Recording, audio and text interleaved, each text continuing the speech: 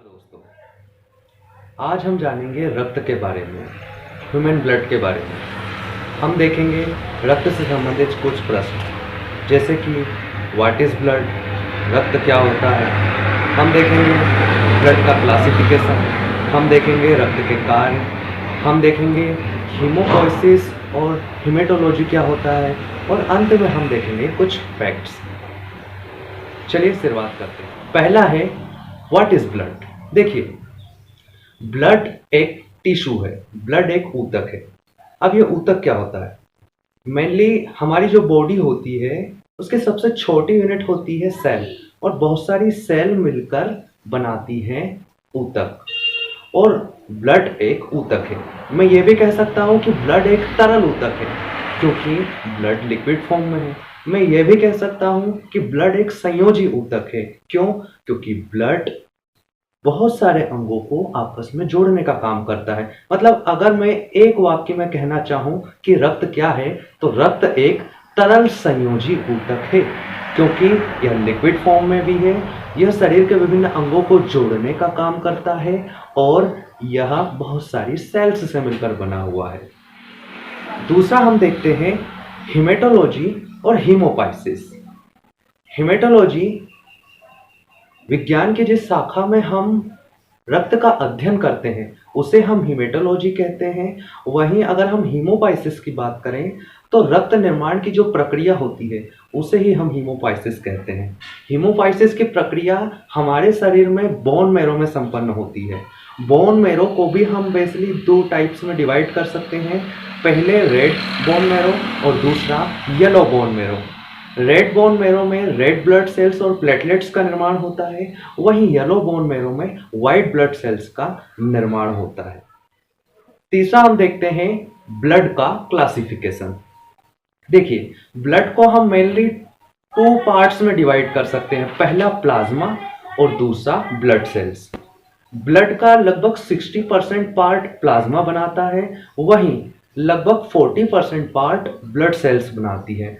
Plasma की अगर हम बात करें तो प्लाज्मा में मेनली 90% पार्ट वाटर का होता है, उसके अलावा 7 to 8% प्रोटीन्स होती हैं, फिर एंटीबॉडीज होती हैं। वहीं अगर हम ब्लड सेल्स की बात करें तो ब्लड सेल्स में मेनली 3 ब्लड सेल्स होती हैं, WBC, RBC और प्लेटलेट्स। तीनों के साइंटिफिक नेम भी है, जैसे कि RBC का साइंटिफिक नेम है इरिथ्रोसाइट्स, WBC का साइंटिफिक नेम है ल्यूकोसाइट्स, और प्लेटलेट्स का साइंटिफिक नेम है थ्रोम्बोसाइट्स।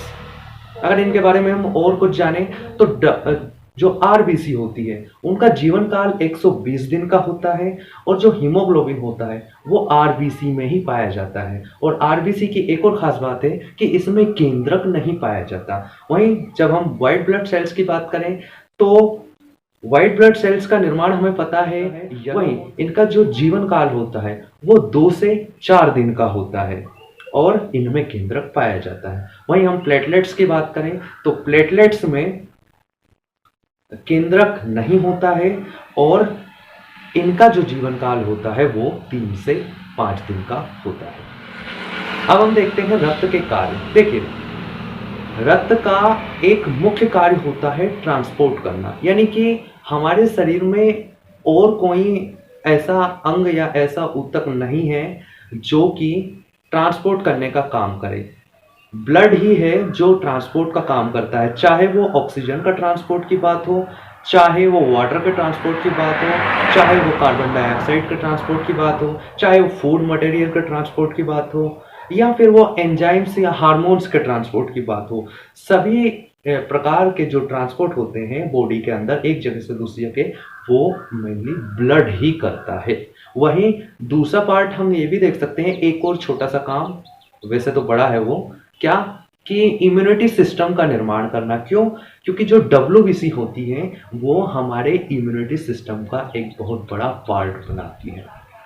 हम देखते हैं रक्त से संबंधित कुछ रोग, जैसे कि आपने सुना होगा एनीमिया।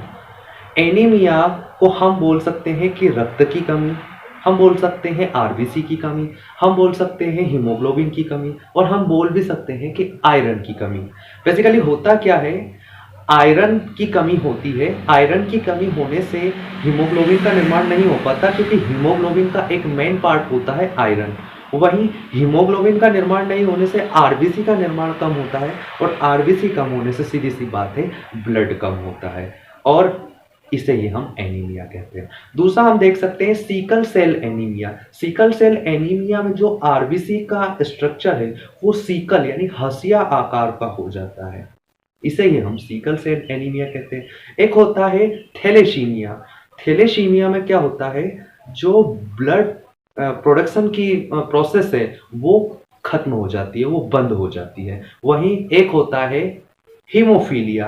हीमोफीलिया में जो रक्त का थक्का जमना होता है वो इसके अलावा हम रक्त से संबंधित कुछ फैक्ट्स देखते हैं, जैसे कि एक व्यक्ति में औसतन 5 से 6 लीटर ब्लड होता है। एक व्यक्ति में अपने भार का 7% ब्लड होता है। रक्त का जो पीएच होता है वो 7.4 पीएच होता है। रक्त एक बफर विलियन होता है। देखिए बफर विलियन क्या होता है, ऐसा विलियन जिसमें थोड़ी सी मात्रा में अम्ल या क्षार मिला देते हैं तो उसके पीएच में कोई परिवर्तन नहीं होता है, ऐसा विलियन ही बफर विलियन कहलाता है। वहीं ब्लड प्रेशर जो मापते हैं यानी रक्त दाब मापी, उसे हम स्फिग्नोमेनोमीटर नाम से जानते हैं। वहीं रक्त एक पायस भी है। उम्मीद है आपको ये वीडियो पसंद आया होगा। धन्यवाद।